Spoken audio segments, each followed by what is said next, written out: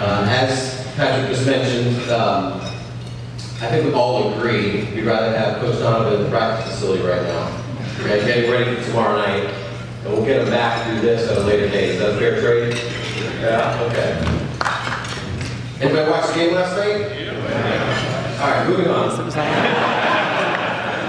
I was asked to share a little bit about my experience and influences and experiences as a Catholic, and how that has helped influence and shape who I am today, and then share a little bit of a story about Thunder. And so I think I can bring those two things together. The confidence I had in being able to bring those two things together, because I'm a parishioner at Christ the King, and in how many ways, can the Spirit move you to do something and to provide some guidance or inspiration or advocacy. And I was thinking of something that happened literally right around this building 9 years ago when I moved from Seattle. I've been with the organization for 14 years. Moved from Seattle with the team to Oklahoma City. And I was literally the first employee in Oklahoma City in advance of the legal dispute that was happening in Seattle at the time. But we knew that if the lawsuit either went our way or there was a settlement that allowed the team to come to Oklahoma City, we wanted to start business operations immediately. And so I was dispatched to come to Oklahoma City under an alias, sit in a hotel, and start to pull together some business alliances so that if the moment came, we'd be ready to go. And so we had to tell a few white lies in the process to get me here, keep me quiet, to not disrupt the legal process. So Father Rick, I don't know if I've completely confessed all of that, but today might be the day. But I was here on July 2nd, and a number of us were here hold up the skirt 2 to 3 weeks after the announcement had been made, and I ran into PJ Carlson. If you remember PJ, he was our original head coach. He moved from Seattle with the team, and he was here for his first visit. It was right after summer league had started. He was here to do a quick orientation with Sam and the other folks in the basketball operation, to get the practice facility figured out, start to put together an agenda for the players, and so on and so forth. And I know PJ, obviously, we worked together in Seattle. So we crossed paths in the lobby of the Skirvin. And he says, "Hey, Double D's, how are we doing? You gotta tell me about, what are the top 5 restaurants in town?" Right? Because PJ is all about, it's like an encyclopedia of the best place to eat in every city in North America. So the first thing on his mind was, where do I eat? The second question he asked me, he said, "Where do you go to Mass?" And I'm embarrassed to tell you, and tell him at the time, I didn't know. I had been so consumed by the work, and so consumed by what was in front of me, I had rarely just stepped outside of that zone for those first 2 or 3 weeks. But it was a powerful statement to me for him to have asked me that question. Because to him, that was a priority. Right? He had a purpose. And he needed to know, I'm in Oklahoma City, I need to know where to eat, and I need to know where to Mass. Hopefully not in order. That was important to him. And it reminded me to keep those priorities in check as well. Those are one of the first few things I think about when I was asked about my influences. The second thing I think about is coming from a family that has been actively involved in the Catholic community for as long as I can remember. I'm originally from Long Island, New York. Ironically, so is Billy Donovan. And I come from a traditional Irish Catholic family. My mom was the oldest of 7. And I can tell you a few stories about that in and of itself. I think about the things that we do best is we serve each other. And we get involved. Not like what you're doing today, or if you're involved in Knights of Columbus, or other groups that you're involved with. It's about coming together and serving others. And I think about how did my family kind of adopt that perspective. One of the earliest things that I recall about my parents telling me about their upbringing was that they grew up, and Mom and Dad grew up literally about 6 blocks away from each other. And they met at grade school. And they met because my grandfather was coaching the boys' middle school basketball team at St. Brayfield in East Meadow, New York. Now, my mom's the oldest of 7. She's 2.5 years younger than my dad. So I asked at one point, why was grandpa coaching middle school boys basketball when his oldest daughter was 2 or 3 years younger and the oldest son was in 1st or 2nd grade? Well, the answer was he was involved. He was involved in church, he was involved in school, and there were opportunities to serve, whether it was a basketball coach or if it was a collector, or whatever it was, he was involved. And I can remember growing up as a kid and going to Grandma and Grandpa's house on the weekends, almost every weekend, because we lived relatively close. My grandmother, who's still with us today at 91, played the piano and organ at St. Raphael's for more than 50 years. So I can remember every Sunday, Grandma was gone from 7 a.m. to 2 o'clock in the afternoon. She played every mass. And I can remember 10 o'clock on a Tuesday, she had to go to a funeral, or she had to go play a wedding on Saturday nights. That's just a part of our culture. We were around St. Raphael's all the time, being involved. My mom being the oldest of 7. So many of my aunts and uncles were involved in so many activities that you just naturally become a part of that sense of activity, purpose, relationships. And it infused a lot of what we have done as my family then developed. We moved to Fort Worth, Texas, or Arlington, Texas, actually, in the late 70s when I was in middle school. And as I was thinking about that experience, I was thinking, what do I remember the most about moving as a 5th grader to Arlington, Texas? Was it the school? Was it my new friends? Was it our new house? I had to think a little bit about each one of those. What I remember the most was being at St. Maria Goretti's school almost every night. My parents saw that as a way to get acclimated to the community, to immediately get involved in the fundraisers, in the school activities, in the church programs, in the fundraisers that seemingly happened almost every night. And it was how we became acclimated. It's how we learned to be involved. And it's where all of our friends today come together. In fact, my dad is recovering from a cancer treatment right now. And he needed to ride to the doctor's office last Friday. And the woman who drove him at 7 o'clock in the morning is literally the first family we met in 1979 in Arlington, Texas, Pat and Judy Bader.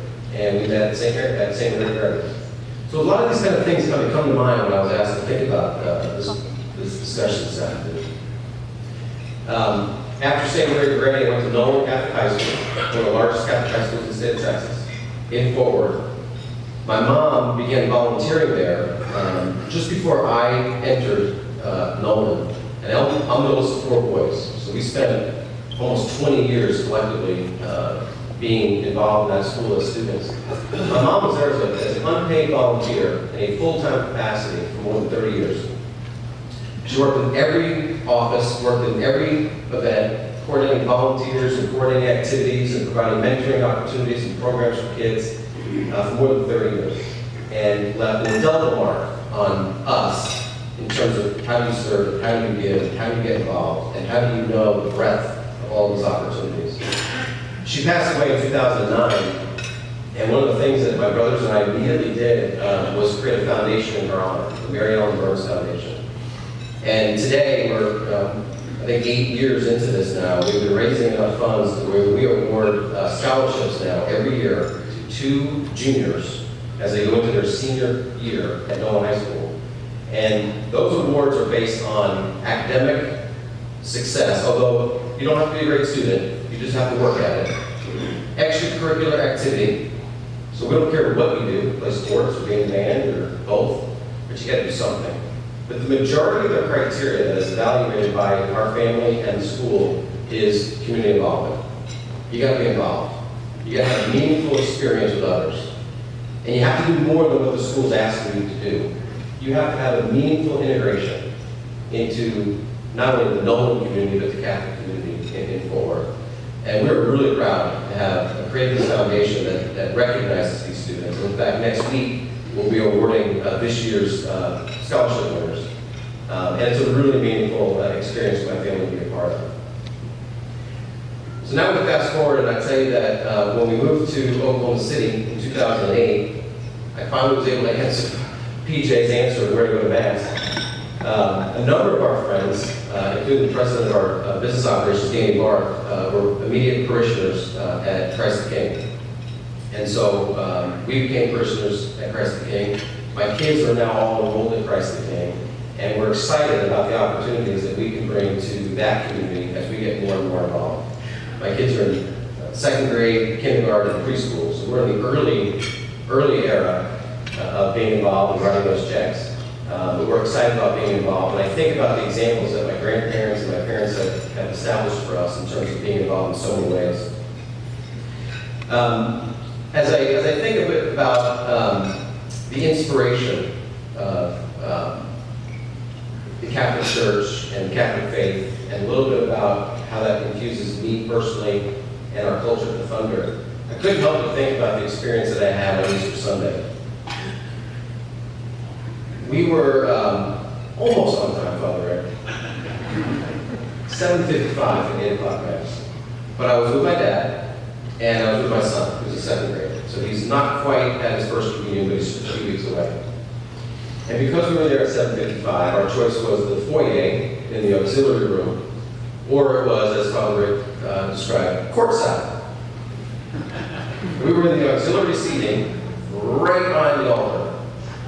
And so we sat in the third row, and as we sat down, I said to my son, I said, have you ever been here before? Have you ever sat this close to the altar? And he said, no, we're not allowed back here. And I thought, I would have said that 30 years ago, or 40 years ago now, but I had the nuns, wrapping my knuckles in the rulers to create the fear, right? He was telling me how unusual that experience was. So you think about that for a moment. The power of sitting that close. And the aura of the priests, and the altar boys, the altar girls, and the candles, and the Eucharist, and the incense, and all of that is a powerful thing. Mass ended, and as we were walking out unsolicited, I didn't say anything yet to my son. As we were walking out, I kind of put my hand to his back and kind of guided him out. He looked up at me and he said, Dad, that was intense. And I thought about that a little bit. It should be intense, right? And I used that as a catalyst to talk to him about Mass and the power of prayer and the power of communion and the Scripture and the things that we were doing in Mass that he's learning, obviously through school and through attending Mass. But he's not quite there yet. But that gave me a great opportunity to share some perspective that I want him to learn. And I don't know that I would have had that opportunity that day or that moment. I don't know when I would have taken the time to talk more deeply about some of this. But when he looked at me and said, that was intense, I felt like that was a moment. And the Holy Spirit could find you in so many ways. And that was a moment for me to communicate with my son, to share some of the power that I wanted to share with him about the faith and about the participation and about being a Catholic and why we're there, and what are we doing, and why are we listening, and why are we going through the rituals of what we're doing. It was a pretty powerful moment. And so I appreciate that I had the opportunity to sit courtside and to share that with my son. And maybe even more powerful was watching my dad observe me having that conversation with my son. He didn't interject and he didn't, share or add on. He just stood back and he let me be a dad. And he coached me non-verbally with just a smile and a wink. And I thought that was a really powerful thing for me to be a part of as well. As I think about Father Rick's homily that day, he talked a little bit about his experience having just been at a Thunder game and how he had provided the invocation that day. And he was walking out of the building after the Thunder game, and he was with some friends, and they were talking about how the Thunder fans were, in a fever pitch because the game was over. They were walking out with enthusiasm and bouncing their step, and they were evangelizing for the Thunder. And he challenged us as Christians that day to evangelize for Christ in the same way, in the same manner, the same enthusiasm, the same confidence. And it was a really neat analogy because I think a lot of us understand what the story was and what the purpose was. As I reflected on that, certainly that afternoon and then through the days leading up to today, I thought about how that's really an opportunity for me in the role that I have with the Thunder to continue to do the things that we've always believed to do, and that is to create evangels for the Thunder. But to do so in a really purposeful and meaningful way, right? We all kind of joked already today about the fact that the team lost in Houston last night, coach needs to be at practice, and we're all consumed with whether the team won or lost, and we're consumed with what Westport's doing, or we're still worried about why Durant left, or whatever it is. And those are important things to our business. That creates fandom, that creates a connection. There's an emotional thing that happens when you're a fan or you're a consumer of our business. And we can't lose sight of that. But we're also so much bigger than that. we can provide such a bigger purpose through the vehicle that we have with sports and the Thunder. And that's one thing that we've always tried to think about and respect in terms of who we are and how we behave and how we make decisions and how do we continue to operate this thing called the Thunder, right? It has to be about something more than basketball. It has to be bigger than ourselves. And in many ways, we look at that economically. We look at how we've inspired the economics of Oklahoma City, how we've been a part of the current renaissance, and so many of the business leaders probably in this room have spent some time working with us on how we create a culture and how we create an environment that has been great for business and entertainment. It's equally as important to create a brand of value and a brand of trust and a brand that you can believe in, a brand that you can be inspired by. That is, again, so much bigger than just basketball. And I go back to that first summer of 2008, we sat around with Sam Presti and Clay Bennett and so many of our executives, and we really started to articulate what did we want this to look like, and how were we going to operate, and what were we going to be as a business. And we settled upon three core pillars of our business. And the first was economically driven. It was how are we going to be sustainable? We're in a small market for our business. Right? I don't know about being a small market for everyone's business. But for what we do and who we compete with for talent and for media and for revenue, we're a small market. So we have to have very principled behavior in how we invest in our business and our resources, how we create the revenue streams, how we put the players up in a position to be successful. And sustainability takes a backbone. There are so many times in our experience already, in just 9 years, where we've been challenged by so many near-term opportunities that could have easily derailed us in long-term success. My favorite example of that is as the team went to the NBA Finals in 2012, we are literally at the pinnacle of our business. We're in the NBA Finals. And what you're presented with in a moment like that are so many near-term opportunities to take advantage of the moment, to strike when the iron's hot, and to literally capture any and all that you can. And we had so much advice from the NBA and from some other teams that had been in that situation previously, telling us how to capitalize on the moment.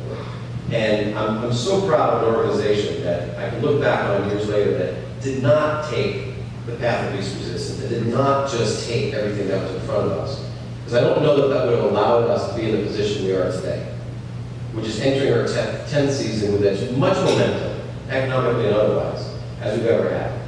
That we have a backbone about what we do and how we do it, and to not take advantage of the market, to not take advantage of our business partners, to not take advantage of the consumer, but to continue to be very principled and disciplined in what we do and how we do it, and the investments that we make. And our business metrics today are as good as they've ever been. This is a year removed from losing one of the best players in the world, who was really the heart and soul of the organization. And to lose him and to have a team that has had the successes it has had this year on the court, but off the court, still be ranked in the top 5 in the league in season ticket subscriptions, season ticket revenue, locally generated sponsorship revenue and support, social media engagement, television ratings, and merchandise sales. To be in the top 5 in the league and to outperform markets like New York and Chicago and Houston and Dallas and Denver in that regard is a phenomenal testament, I think, to this community and the sense of engagement that we've created, the sense of value that we've created. And it's not lost on us that we have to continue to invest in what got us to that place so that it's a sustainable formula. And so that was always at the heart and the first pillar of how we thought we would build our business. The second was to be a meaningful leader in the community. We had a conversation at lunch about some of the things that we believe in. If you've heard the organization speak, you know we care a lot about addressing the literacy issues in our city and our state, about eating healthy and combating issues of diabetes and obesity and some of the other things that are challenging, and about physical fitness, which are related to some of those earlier issues as well. So our community investments, the programs we create, whether it's the Rolling Thunder Book Bus, or it's the Thunder Fit program, or it's the curriculum that we take into the elementary schools, designed to help kids to make better decisions, to invest in reading, to see reading is fun, it's cool, it's helpful, it's stimulating. Having a player advise you on that, having your hero tell you that, having a hero give you a book in 3rd grade is a life-changing experience. We're at a point now in our maturation as a business that kids that we impact in 2008, 2009, 2010 are now in high school. And we're getting letters from administrators and teachers and parents all the time telling us, we still remember the day the Rolling Thunder book bus rolled up to XYZ Elementary School, and somebody, one of your players or coaches was there, and helped my son or my daughter, see that reading was worth it, or fun. And what a rewarding thing for us to be a part of. Same thing with eating habits and physical fitness. Those are things we really care about, and it's a meaningful way for us to be involved. And I don't know that's defining us necessarily as an organization, but it's probably one of the things we think about the most, is how can we provide meaningful service and meaningful engagement and use the power of the brand and our players to make a difference. The third pillar is about creating a respectful engagement in any way, shape, or form. Now, a lot of that is through the game experience, right? You go to the games, hopefully you are treated unbelievably well. From the moment you enter that building, you're greeted by a ticket taker, and you're helped by an usher, or somebody's answering a question for you, or somebody's helping you find your way. We've created a service culture that I think is second to none in our business. We care about people, we care about their experience, we care about the connections that are being made, we care about the emotional involvement that we are so engaged with. I'll tell you a quick story about some executives from the Boston Celtics that were here a few years ago. If you know anything about basketball, the Boston Celtics will tell you they invented the game, right? And the 17 World Championship, they might be right. But their executives were here, they were at the game on a Sunday afternoon. The next day, they spent the better part of the day working with us at kind of best practices seminar and workshop. And before the meeting started, we said, how was your experience last night? And they all chuckled. And so we drew it out of them. They could not believe the sense of community that had been created at a game. People knew each other. They greeted each other by name. They welcomed each other to their seats. At the game, as the game was concluded, they all said goodbye to each other. They wished each other well. They said, have a great week. I'll see you on Tuesday. I'll see you at church. I'll see you at Joey's basketball game. There was a sense of familiarity and camaraderie that had been created in these seating sections. And we took that for granted. But we asked them, what's it like in Boston? And they said, it was an anonymous experience. Nobody knows each other. They're all there as a guest of somebody else. It's a big cosmopolitan market, obviously. But they've never thought about or taken the time to create that sense of community. Because I don't know if that's a priority to them, right? So that's not a knock on them. That's just not a priority in that business. But it is to us. And it makes a huge impact on our ability to create meaningful engagement. And it drives our revenue performance. It drives our emotional performance as well. And we care about that. Same reason why if you walk around the building, or if you go to an event, or if you go to a coach's clinic, or if you go to a youth basketball clinic, or anything that we do, even outside of the game experience, hopefully your relationship with the team is second to none. That the content that we create is meaningful, it's warranted, it's safe. The environment you're in, is professionally constructed. That the things that we do are purposeful and intentional.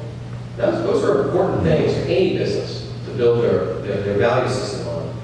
And for us, it's paramount. It's paramount to what we do and how we believe. And I find a lot of similarities into some of the experiences that I have had as a kid growing up, particularly going through Catholic school, from elementary to high school to college. There was always a sense of purpose. There was always a sense of community. There was always an inspiration to serve others. There was always an inspiration to do things the right way and to treat others well. And I hope that I've been able to bring some of that to the Thunder, and I know many others have had just as much impact on that as well. But it's an organization that does care, and it's an organization that understands that its role is to provide something more meaningful than just a game of basketball. So when you think about the Thunder, hopefully you think of those things, and you judge us on those characteristics and attributes, and not so much on team performance. Although that obviously is a part of the game. But to be sustainable and to have long-term success, we obviously care about everything off the court, more so than we have about on the court. Thank you for your time today. I appreciate the opportunity to represent the organization and to be a part of this group. Thank you.